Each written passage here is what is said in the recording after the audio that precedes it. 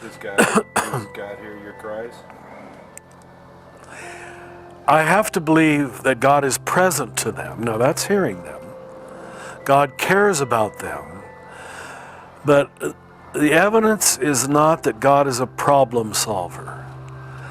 That God rushes in to do whatever we, out of our very often false self, ask God to do. So yes, God is present to me.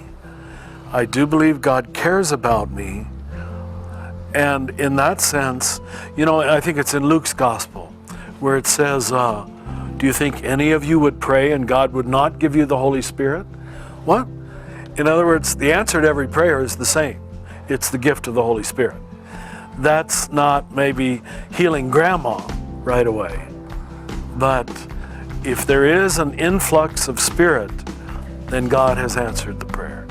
Now, I do realize that that takes a little more mature consciousness to recognize it, because we like to live, the ego likes to live in a functional, tit-for-tat, problem-solving kind of world. So often some people don't find that answer satisfying. Actually, if they can be with it a little while, I think they'll find it's very satisfying. Did you say be with it for a while? What do you mean by a while? Like 5 minutes, or when will we have? While, that sounds like a commitment to me. Well, not a knee-jerk reaction.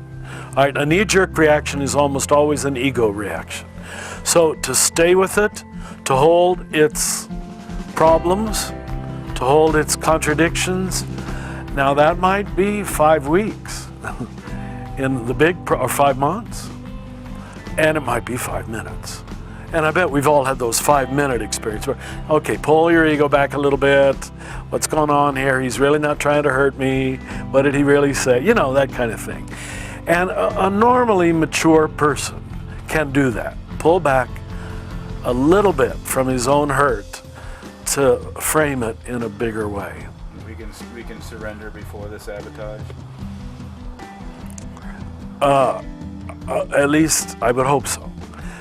Yeah, it isn't common in our culture because we live in a strobe light culture where we don't give ourselves time to surrender, I think. What does that word mean to you?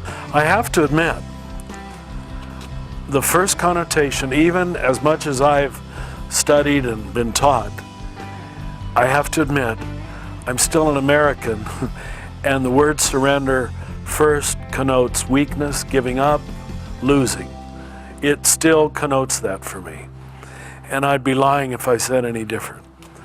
So, I suppose it's only in the dance of love where you learn to understand it, where maybe you've given up to your partner and let her lead, or let her guide, or let her teach, or let her love in the way she wants to love.